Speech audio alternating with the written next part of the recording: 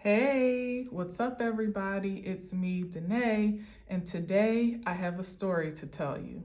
I want to first start off with a warning. Viewer discretion, listeners' discretion is advised. This is 18 plus. Some of the language, information, terms, and so on may be triggering, so please listen at your own discretion. And the title of this story is There's Some Hoes in This House. Now, this story was inspired by a channeled message that came through the inspiration of two of my recent readings. One last week titled in the thumbnail, "The Talented Mrs. Ripley," and the second just recently, yesterday, as you can see, the cards are still on the table, titled "Pass or Fail" in the thumbnail. So I'm going to talk about the prominent characters in those storylines both, and how they revealed themselves to me by way of this channeling. The talented Mrs. Ripley in the previous message is revealed in character to be a madam or witch, some type of dark queen, considered the adverse energy of such the Queen of Wands, but she would like to be called some sort of high priestess. That would be her ideal, but I dare not refer to her with that honor throughout this message. The other character, which was just yesterday, if you recall, or if you tuned in, and those two readings will be linked below in the description and in the comments, was the superstar stupor, the superstar athlete that I talked about, who in character reveals himself to be a pimp or a wizard of sorts. He comes up in the Hierophant energy, particularly in the last reading in the talented Mrs. Ripley, but he would love to be called a warlock, although he also is not worthy of that title. So here's the story. The two devised a very sophisticated scheme that shapeshifted into many seemingly legitimate business establishments. But at the core, nothing was more than a whorehouse or a human trafficking ring. From my previous reading, the talented Mrs. Ripley showed up as a sociopath with multiple personalities and also many aliases by which she scammed under. In that reading, I made reference to a church or a conglomerate of sorts of high-powered men. The Hierophant was a prime indicator of that, and it's still relevant even now. That reading stands as it is, but this is an addition, perhaps an addition to that storyline, another layer, if you will. However, the Hierophant is also the signature of the superstar athlete that I talked about in my most recent reading. He's the one that gets his girlfriends or crushes to do his work so that he can keep his grades up to play sports. In Mrs. Ripley's reading, it's the same energy of him cloaking himself not only in his unstable partner's energy, or perhaps even being overrun by it. But when I watched back, I realized that the variants of feminine energies were actually other women. The two partners were, and perhaps are, operating a harem of sorts in spirit and in flesh, literally. The show Big Love on HBO came to mind, one of which I love, by the way. I watched it from beginning to end, that series. Now, in that series, they were Mormon polygamists desperate to protect their delicate lives from social and legal scrutiny, since polygamy was against the law in Utah. But the show came up for me because this was one of the layers of the facade that this scheme functioned behind, even unto many of its willing participants. The Hierophant, head of household, grand wizard, was careful to construct the community as a family. Polyamorous, although the presence of love seems highly unlikely under the circumstances. But that was the allure to disarm defenses and seduce the unsuspecting into willfully surrendering their souls to the diabolical organization that they may or may not have been privy to the underworkings of. And their souls are exactly what took the biggest hit. What was propped up to be a family, a brotherhood, or a sisterhood, a business, a corporation, an agency, even some creative or spiritual support resource, essentially anything it needed to be to attract any targeted interest, was actually at the core a cult or a coven. Not only were individuals being trafficked for their physical bodies, they were subsequently being harvested for the whole of vitality. Literally everything that they had to offer, what they were willing to surrender, but also a great deal of what they had no idea or intention to give as a part of the deal.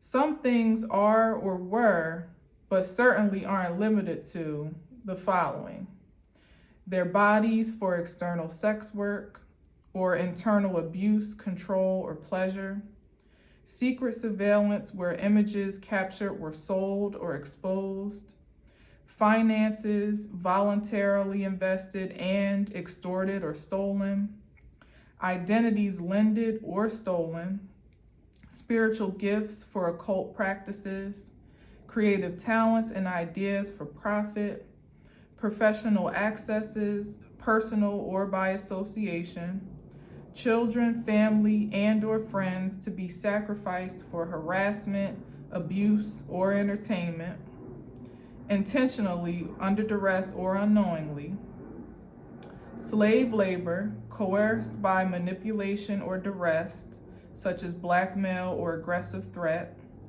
And this is just to name a few.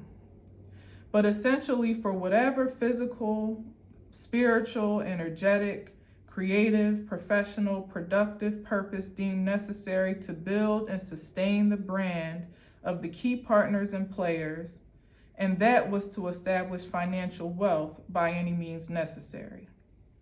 They were keen to appear to be sharing that wealth to all associates, but they were undoubtedly taking way more than they were given on the front and the back end, leaving a lingering spirit of despair and destitution in their path, particularly as the corruption of the company began to corrode the foundation from the inside out. And it's almost productive and at its most productive and prosperous, it was a multi-layered establishment with a hierarchy, power, structured, or pyramid that seemed to be topped by the Hierophant with a dotted line to the witch, aka Mrs. Ripley. That in itself was a facade because they themselves were answering to a higher order of authority. But the descending tiers were created only to manipulate competition to climb to power with a false inspiration to insight and ambition to outperform self and others. There were the partners established as leaders, but the Hierophant again as head of household, the witch as like the first wife or a supreme madam, and subsequently some inner sanctum of sorts that was presented as some exclusive or superior counsel to the remaining tiers, down to the so-called bottom bitches. It's also quite possible that masculines were included in this harem, directly or indirectly, not just as customers, associates, investors, Johns, or potential marks, but also as products. An expansion to the feminine line as an accessory, as necessary, to enhance productivity and or surely for the purposes of pleasure and entertainment, particularly on the account of the Hierophant himself. His harem knew no limits. That, in fact, is what contributed to the downfall of it all from its glorious days where there was indeed millions plus made literally on the backs of others. It was a highly productive operation from the inside out and outside in because it positioned itself to supply whatever demand was on command. Like the Amazon of all things awful, it operated in the light, seemingly, respectfully, and legitimately, but also in the dark with all types of diabolical products, services, and experiences on demand. You want it, we got it, or we'll get it, was the creed. And they did just that, no matter what the consequence or the casualty. But it was such a high-risk institution that it was only a matter of time before it crumbled.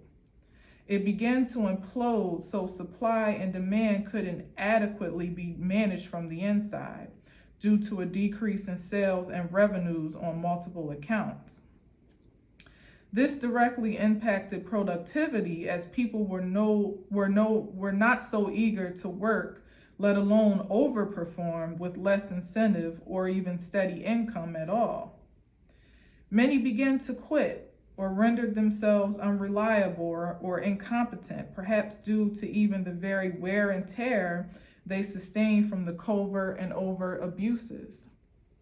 This was a poor working environment, to say the least, and it only deteriorated more with decline.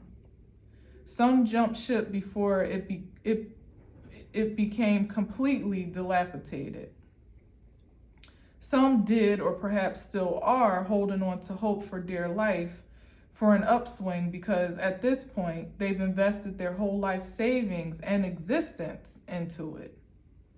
The once fearless, now frantic leaders hold tight to the remnants of products and resources left, also desperately pursuing any and every means possible to salvage the brand, even as they try to actively recruit new hires, new souls to sacrifice. But it's been a race against time and a resistance to the current in which the reputation of the establishment and said proprietors is gravely under fire, financially, socially, and legally. The math ain't mathin' in financial records and accounts, from the inside out or from the outside in. The company is underwater, hot water, for assets they can't legitimately account for and debts they cannot repay. What was once a very grand opening is now, or inevitably will be, a gruesome closing. The cherry on the top of this pyramid is that the partners themselves have become enemies, covertly and increasingly overtly. The pressure of their current circumstances has intensified from every angle, from the bottom, from the top, from the outside, and now from within their own union.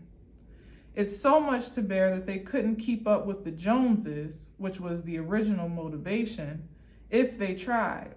And they have, desperately so, to keep up the appearance of a united front for personal, social, and professional purposes. But nobody's really buying it.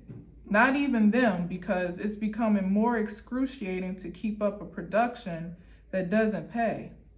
What was once a sold-out show, the best act in town, can hardly keep the lights on in the theater. The revenue ain't revving. And so now, what more is left to do but face reality? Two struggling actors in this creative climate is a bleak one at best. At this point, their true life stories are documentary worthy, except with freedom in jeopardy, they may not actually have the liberty to own the rights. Instead, the story will most likely be recounted by the many they swindled, finessed, abused, and took advantage of. Surviving the whiz and the witch sounds about right. Those that were impacted and influenced will probably tell it best and most truthfully at this point anyway. The glimmer of light in this tale is if the two, one, the other, or both, ultimately do evade imprisonment, they'll actually be just free enough to live the reality that they created and imposed for and on others. A first-hand experience of the life of a concubine, free in the body but captive in the mind, just might be justice for all. Time served will be wandering the wilderness of a distorted consciousness. restitution repaid through a sentence of repentance, life on death row with no pronounced execution date, no self-asserted escape except if Governor God grant pardon. Otherwise, only released by and into divine supervision until judgment is completely satisfied. Case closed. Spiritual court is adjourned. The end. Thank you for listening. Until next time, I leave you with peace.